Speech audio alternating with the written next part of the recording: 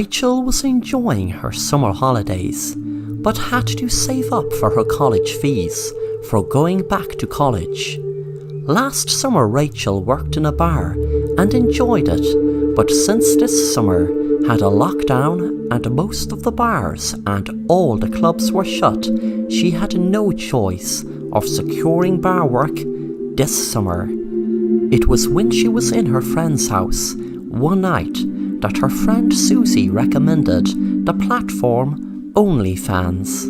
Rachel first thought it was a disgusting, sleazy site, but had to admit the way Susie was telling her about it seemed appetizing, and the best selling point was she could make a ton of money from the comfort of her own home. Within a week, Rachel set up lights in her bedroom. She already had them anyway, as she used to blog a lot on social media, but never ever thought she would be doing such dirty photos, etc. She posted a few sexy photos, but nothing too explicit. Within a week, she was delighted to see that her followers were going up, and the first month she had made over 1,000 euros. After a while, she started posting exclusive content for her followers who would pay more, and she even got tips for no extra content. One night she received a very creepy message from a guy that paid her to pretend to slit her throat with a knife. She had an open mind at this stage, but still found it very creepy, a guy asking her to get a knife and pretend to slit her throat.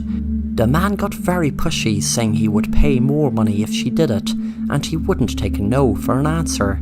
So she just spoke a little bit more and then blocked him. That night, Rachel was walking her usual walk she used to do around the block in the evening when she heard a noise. She thought it might have just been a dog or a cat, but looked anyway. There was nothing there. She kept walking until she heard it again. This time she froze, wondering, could someone be actually following her? Suddenly a man appeared and she jumped. Then she screamed when she saw a man pull out a knife and put it to her throat. He said, "You stupid little bitch." Rachel was thankful she took karate classes when she defended herself and was able to knock the knife from the man's hand. Then she knocked the man to the ground and grabbed the knife and held it to his throat. He was smiling, and that made her blood boil. She picked his skin, and there was blood. Then there was more blood as she stuck it in more. He told her, "Okay, that's enough, babe. I loved that roleplay. I am absolutely so turned on." Rachel then said, "I am turned on more, knowing that I am going to add a little extra to your roleplay. I am going to actually cut your freaking throat for real." With that, Rachel sliced the man's throat open. The next day, she was looking through her phone to see what messages or tips she got on her OnlyFans, but she was surprised when she saw a DM from the man that she blocked. She wondered, 1, how could she get a message from someone she blocked? And 2, how can she receive a message from someone she know she left absolutely dead? She opened the message, and there was a link to a video. She clicked on it and saw a video of her slicing the man's throat. It was the CCTV footage, but she made sure there was no camera. No, it couldn't have been CCTV footage. It must have been someone filming her. But who? She froze to death when she saw what happened. When she walked away, the man had vanished into thin air. Suddenly she turned around when she felt like someone blowing into her neck. The man was staring right into her eyes and said, "You shouldn't have took it that far. All those creeps on that horrible app are just a bunch of losers. I am your only fan, worth anything, and you just let me die. Rachel was trying to figure out what was happening. Suddenly, she woke up from a nightmare. It all came flooding back to her now, her killing the man. She wondered how she turned into a cold-blooded killer just over a few strange roleplay requests. Suddenly her phone rang. Susie said, "Rachel, you wouldn't believe what this crazy guy paid me €100,000 for last night. He was completely nuts. He claimed to have some power to turn any idea into a reality. Would you believe that? He said to me make up some horror story about OnlyFans about my best friend. I told him some wild crazy story that a guy messaged you to play a roleplay game, to him go to stab you and then you really stab him and then you would have a nightmare after it, that the guy actually came back to life. Can you imagine he actually paid me €100,000 for that, for some crazy stupid little story? I am extremely proud of myself for the ending. It really seemed to get him off." Rachel couldn't comprehend what she was hearing and asked Susie, how did her story end? Susie said, "He came back to life really, and first slit your throat, then teleported himself, or whatever, to slit mine." With that, the girls' phones were lying on the ground in a pool of blood, with them lying dead.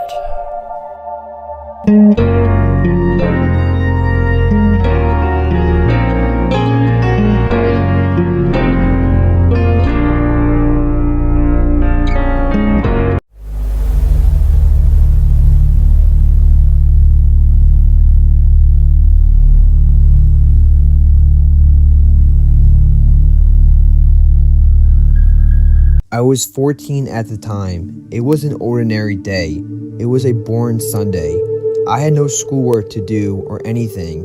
Man, was I bored. So, I decided to go on Instagram for some entertainment.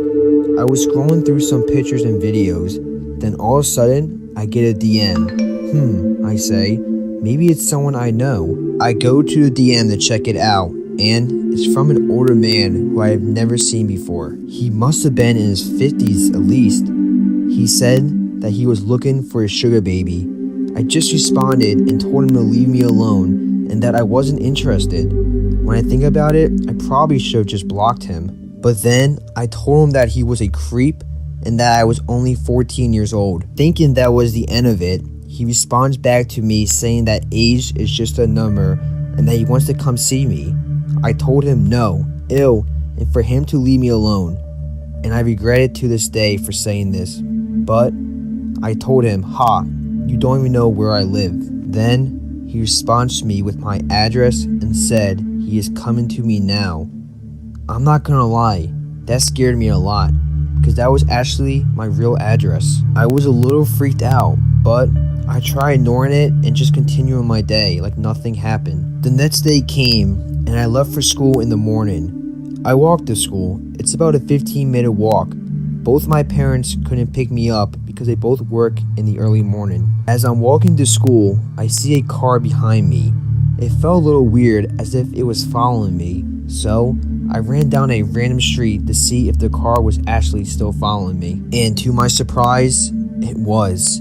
As I was running down the street, I was out of breath and slowed down. The car pulled up to me, and it was the same man I saw on Instagram. I was in shock, and I didn't know what to do, but froze. The man said, "Come in the car, kid. I have some candy for you." I said no thanks, and to leave me alone. I started walking away. He didn't like that, so he followed me from inside the car, then pulled up in front of me, got out of the car, then grabbed me. I was fighting, but he was too strong. He was pulling me to his car. Then another car beeps the horn and says, "I'm calling the police."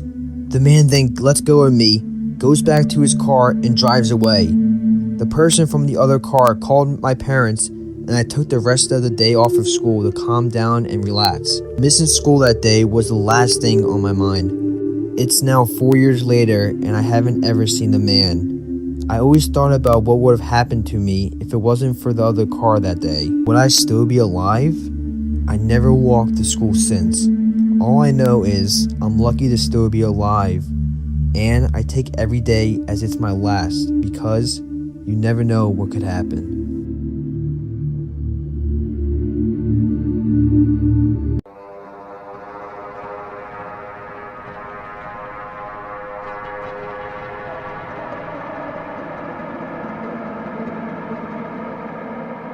I was home alone watching horror, and I felt tense as I hated being home alone. So the suspense of the movie added to my anxiety. I don't know why I'm such a crybaby. Maybe I should just not watch scary movies. I got a notification from my phone. It was a Snapchat notification. It was a message. It read, "Check my story." I wondered, who would it be from? As there was no photo on the profile, just black, I scrolled down my Snapchat contacts and viewed their story. I looked closer, squinting my eyes, as it was very dark. I could make out it was some sort of room. I jumped with fright when I realized it was my front door and the story was taken inside my hall. I looked up from the couch where I was sitting into the hall but could not see anything. I realized the story wouldn't have been live, of course. Maybe it was my boyfriend Jake playing some stupid prank on me, but I still felt dread overcome me and was paralyzed with fear. Whoever this is could still be in my house. I got another notification and almost turned my phone off, but knew that wouldn't change anything if someone was actually in my house. I pressed the button and viewed the snap. This time it was a video. I could see the back of my head and my phone in my hand. Whoever was filming this snap was just behind me and is just behind me now.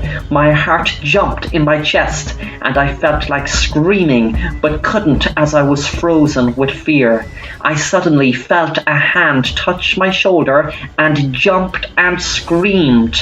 A man walked around with a mask, then took the mask off and he stared right at me.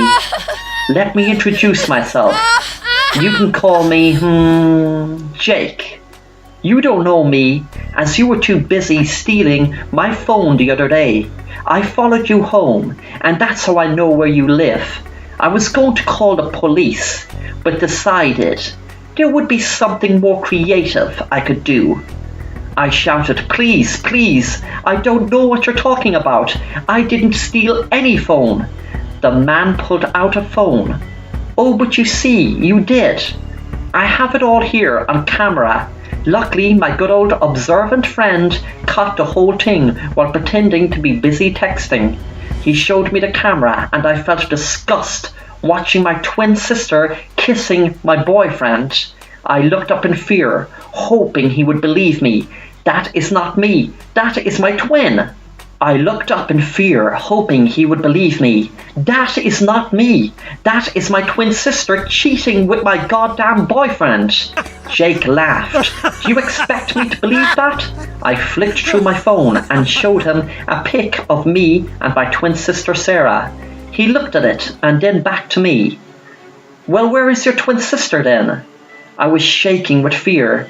"She's at work. She will be home at 12. It was 11:30 now.